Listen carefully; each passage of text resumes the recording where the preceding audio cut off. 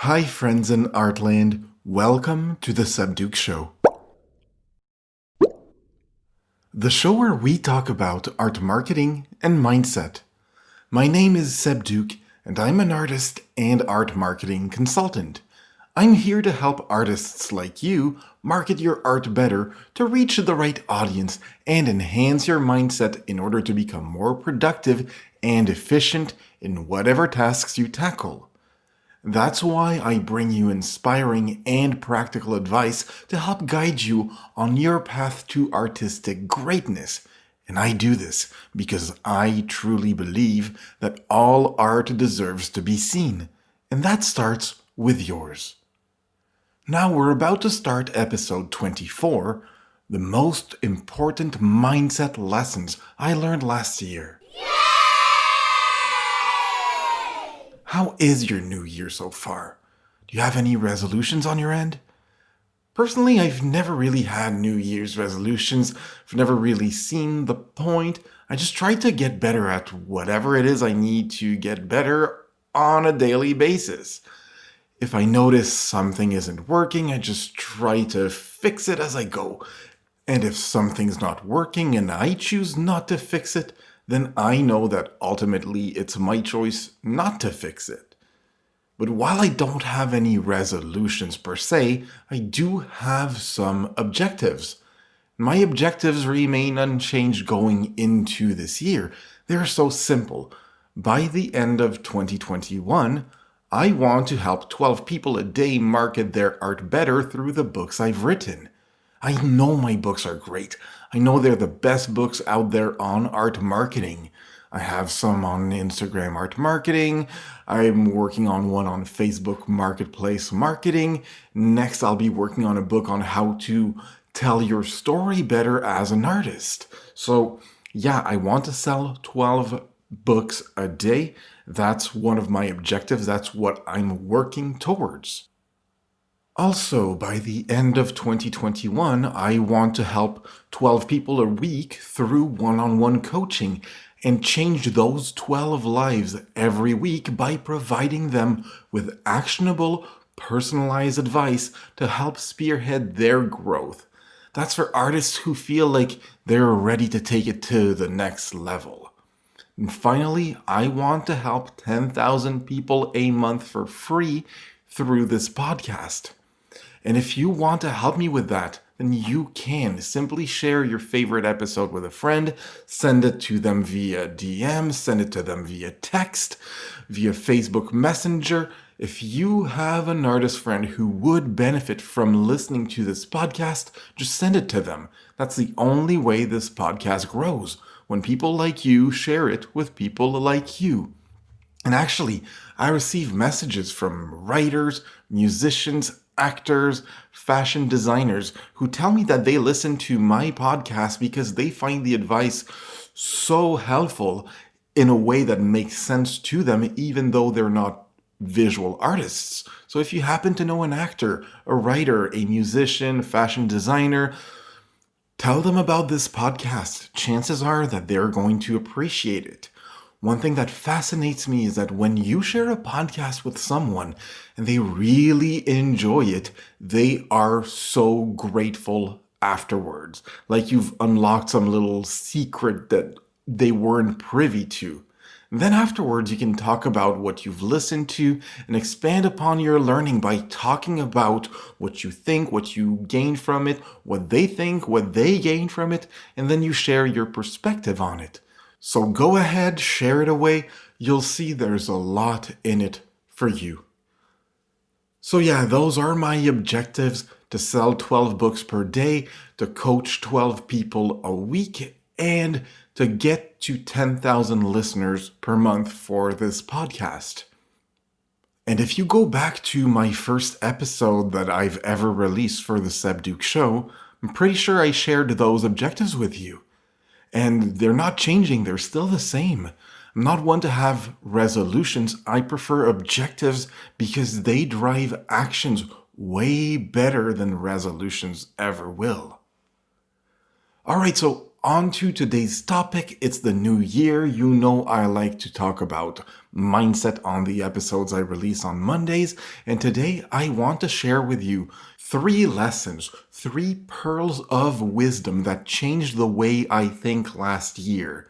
You know, those things that you hear that stick with you and completely change your worldview.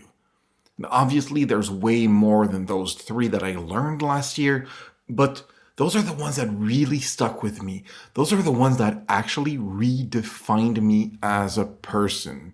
So let's get on with it. Lesson number 1. And when I heard this for the first time, I swear my mind exploded. My life changed that day, and it hasn't been the same since then. Don't remember where I heard it. Don't remember who said it. I just remember that I heard it sometime in July last year, and it's completely changed how I live my life. Like there's a Seb before and a Seb after. The concept is simple, and it goes like this. Never have a thought more than once. Let me explain. I used to be a very messy person. I used to procrastinate a lot. Now, if you have a thought that goes through your head, you should only aim to have that thought once. For instance, if I think, I should do the dishes, well then you go ahead and do the dishes, and you won't have that thought ever again. If you don't do it when you have the thought, then it's going to be on the back of your mind, and it's just going to be like an echo that'll keep on resonating in your mind. I should do the dishes. I should do the dishes.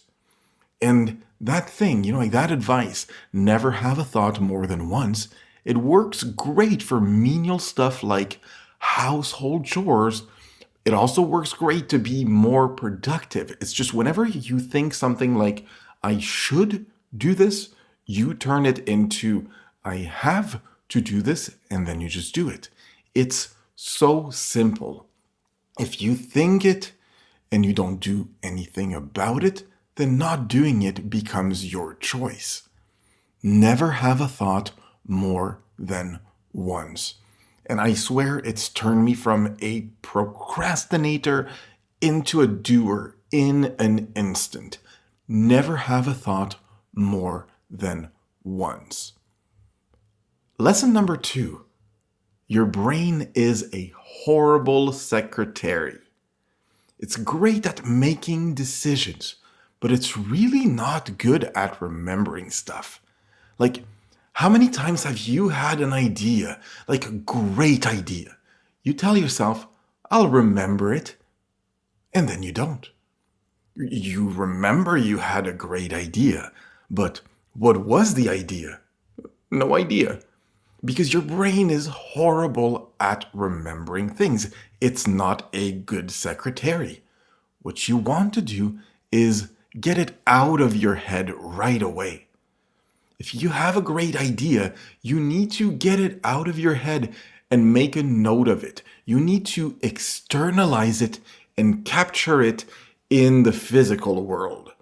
On a notepad, on a post-it, in a notebook, on your phone, whether it's digital or analog, whatever you prefer, but you need to get it out of your head.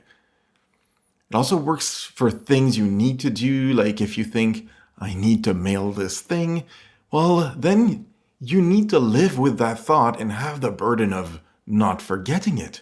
But if you transfer that idea onto an analog or digital form, then you don't need to think about it anymore. If you externalize your thoughts and the things you need to do, you're not clogging up your mind with things you need to remember and things you need to do.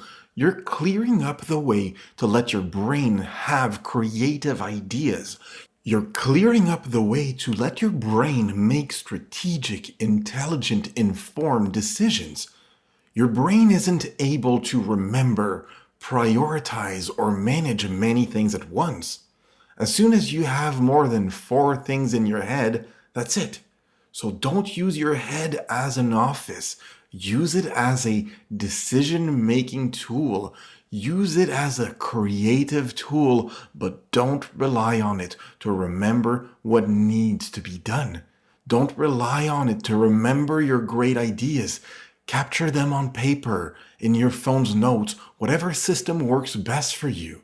I can't tell you how many times I've come up with great titles for my pieces when I'm like at the grocery store, then I think about it and I forget about them just because I simply forget about them. Or how many great ideas I had just as I was about to fall asleep. Then I go, oh, I'll have to remember this tomorrow morning. And then I don't. Yeah, your brain is pretty good at making day-to-day decisions, but remembering ideas, not so much. So just get things out of your head. If you have a good creative idea, get it out of your head. Capture it. Whether it's on a notepad in your phone's notes, type it down, or you can use your phone as a vocal recorder so you can dictate it without having to type it. Doesn't matter how you do it, as long as you do it. And you know what? This, coupled with the previous lesson I learned, which was never have a thought more than once, really goes hand in hand pretty damn well. So yeah, lesson number 2, your brain is a horrible secretary.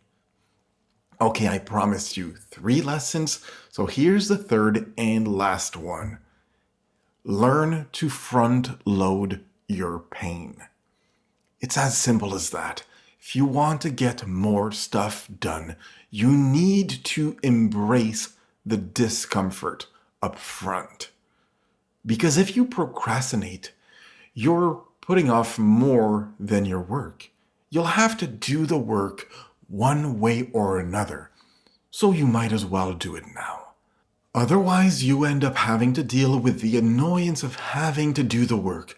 But on top of that, you live with the guilt of not doing it as long as you're not doing the work. Say you're dreading to have to write an email, so you wait. Well, you're going to have to write it one way or another. So if you wait, it'll keep on occupying valuable space in your brain, space that you could and should be using to think about art creation. So front load the pain and do it right away.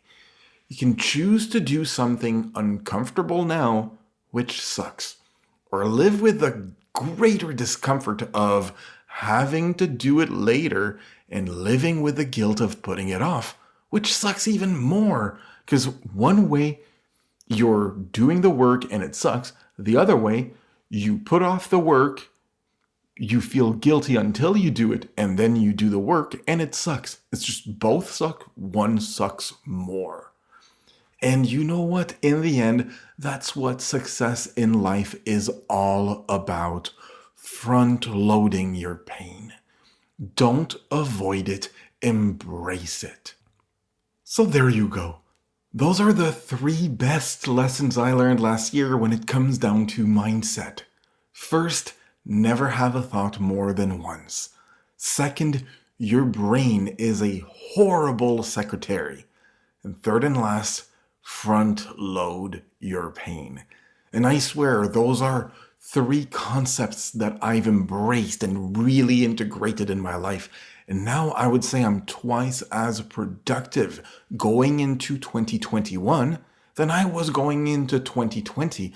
I'm just better at getting shit done because I don't rely on my brain to remember things.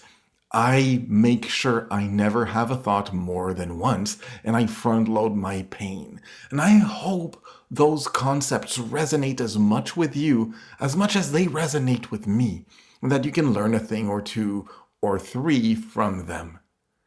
And if you're looking for help setting objectives for your year when it comes down to your art, and if you need help working on your mindset going into this year, make sure you have great productive year, get in touch with me and book a coaching session. Send me a DM via Instagram, visit sebduke.com, and send me an email. We'll take a look at who you are, where you're at in your life, where you'd like to be, how we can get you there with the proper mindset. Alright, that's what wraps it up for today's episode of the Seb Duke Show. If you enjoy it, please make sure to tell your friends about it. And if this is your first time listening, don't forget to subscribe so that you never miss an episode. And also, please rate and review this podcast on your podcast app.